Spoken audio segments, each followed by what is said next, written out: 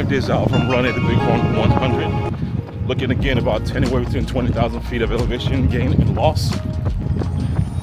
No, I would not be running the 100 miles, but I'll be looking to log about 50 miles or so because I'll be pacing homie Peter Bruvish towards the end portion of his race.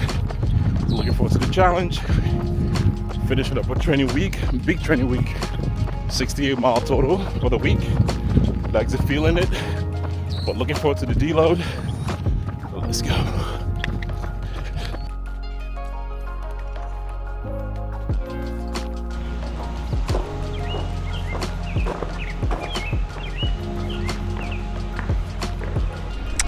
All right, we just finished the official long run of this Bighorn prep. Today we did 13 miles and we finished later in the day with a 2-mile walk.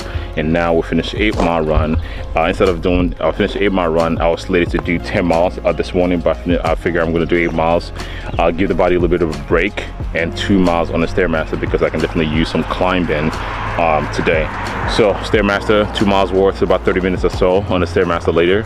Also, we also have a strength training program. We're still going to be training a strength training upper body later on today, and I'll be covering literally what my schedule is going to be looking like for the rest of the week. Again, the rest of the week, I'll be taking you guys through the nutrition protocol, the training protocol for the rest of the week. For the rest of the week, as we taper into Bighorn. Body's feeling it. Overall, feeling good.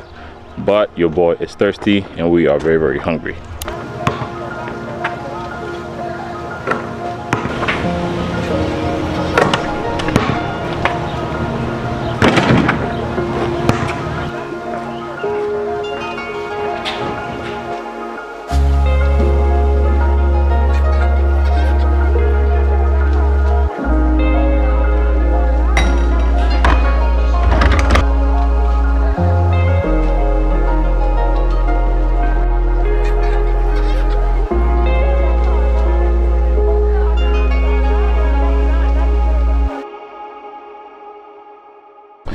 All right, we just pulled up to a gas station here. I left my in-laws house to drive him back home.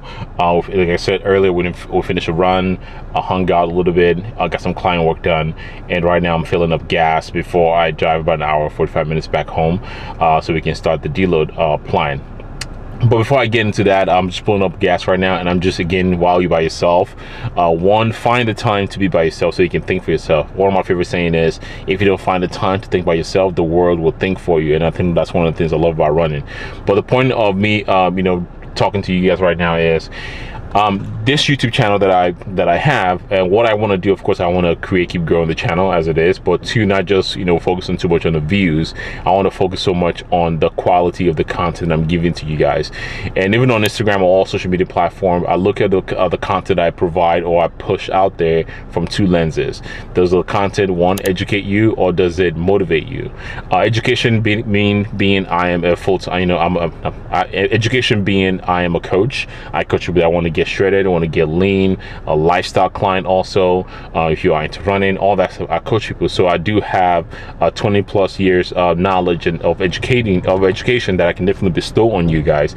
And 2, I want to motivate you to the point where I want you to be, do the things that you are afraid to do, because I'm going through the process myself. I bring you guys along because running is not something I enjoy doing. So running is something I still don't enjoy doing, and I don't think I'll ever get to the point where I'm like, oh my God, I just love running, so let me just go for a run, or I had a bad day, let me just go for a run. No, I'm never to that point. So I am pushing myself out of my comfort zone to do the things that I can't even fathom myself doing. And I'm also reflecting also as we go into this video, I'm reflecting also, like, if you tell me 3 years from now that I'll be training for a 50 miler, a 100 miler, I would have told you you're full of shit.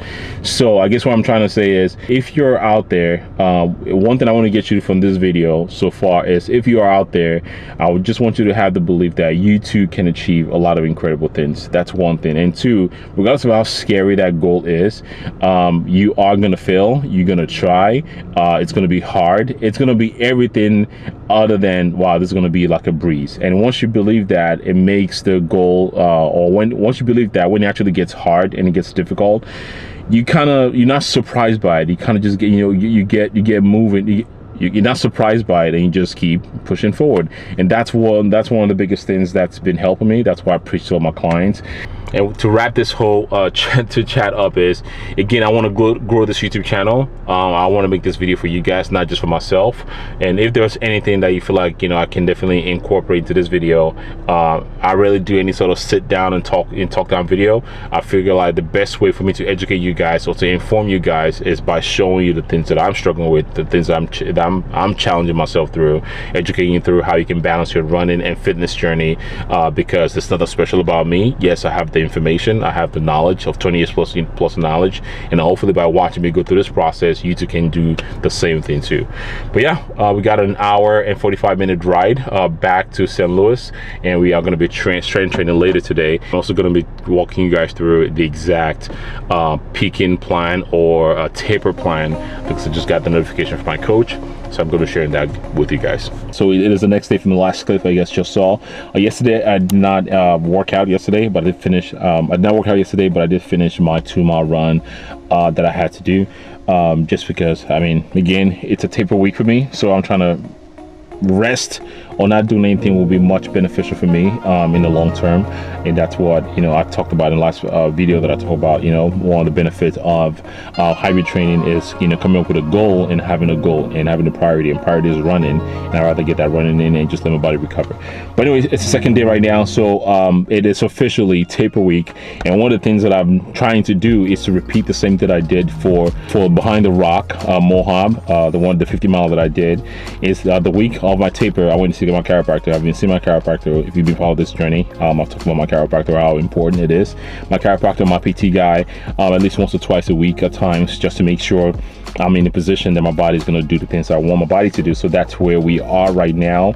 We're going to get after it. Some soft tissue work done, some movement work, and after that we are going to go into the gym to get an upper body session in, because I'm still training, just not at the level of intensity that I was a couple of weeks ago. And I'm going to be breaking down exact what the goal is for the rest of the week in terms of nutrition, what we have going on for nutrition, the plan for nutrition, the plan for training for the rest of the week, just to give you guys a little more context as to what a taper week for ultra marathon looks like.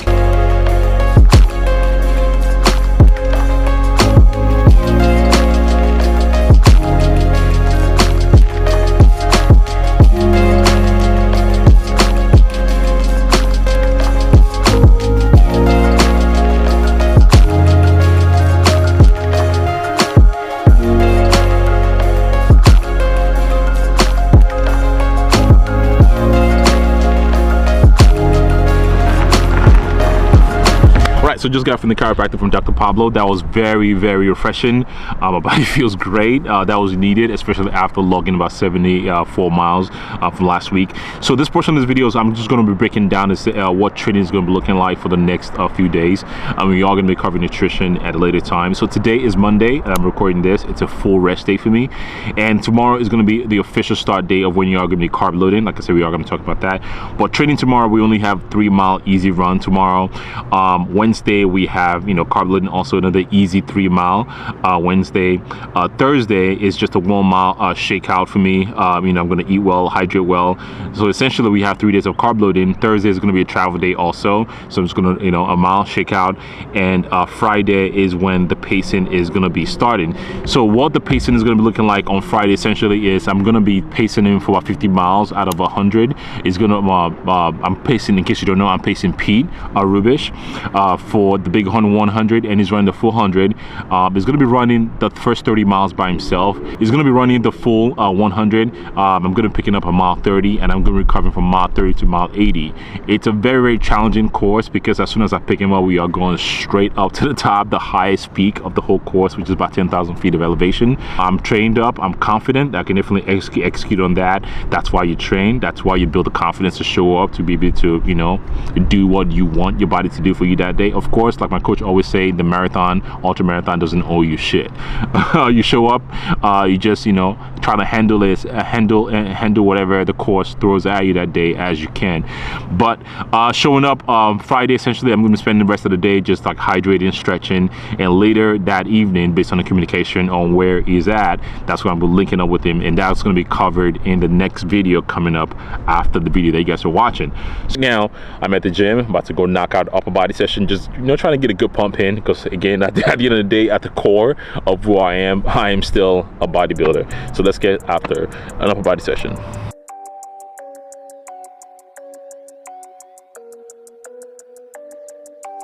Why do they talk like gangsters, but they don't move like gangsters?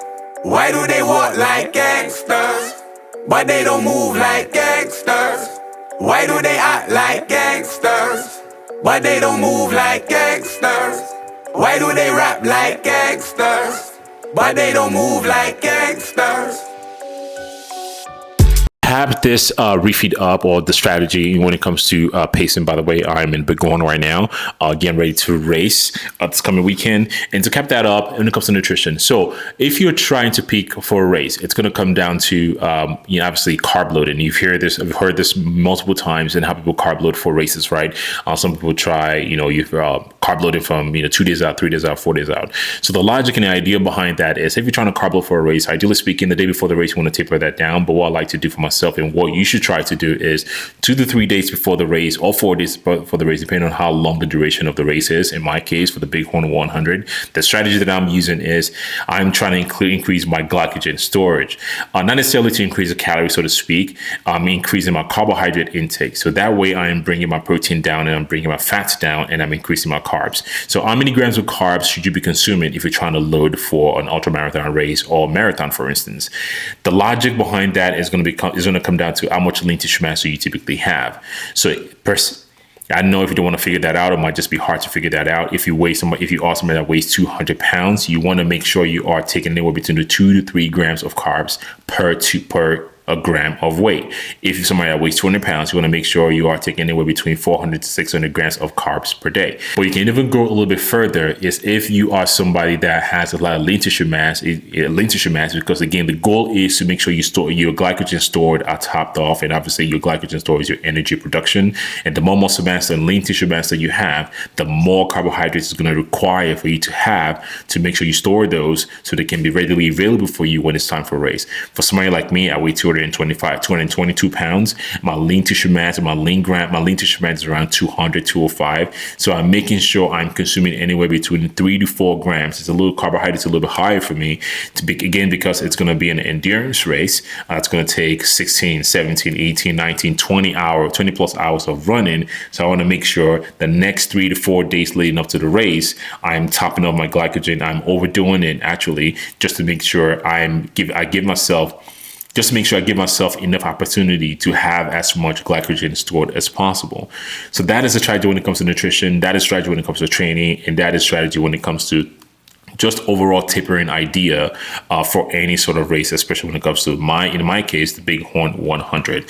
So that is the video for you guys. If you guys enjoyed this video, if you have enjoyed this video, give this video a like, give this video a thumbs up. And if you make it this far to this video, you might want to click the referred video or the reference video to take you through all the previous series that we've done. And if you're new to the channel, if you are new to the channel, stick around for a while. Hit that like button and hit the subscribe button, and stay tuned for the next video. We are getting close to our 100-mile race. I'm super excited for you guys to follow along and keep following along. And if you have any questions that you want me to, clarify as you go through this process, drop the question below, and I'll make sure I cover that video, because at the end of the day, these videos are not for me, they are for you. Peace. 50 Pret in London, if it's on then I'm on. I know they feel it when I spit, it's like the Missy song.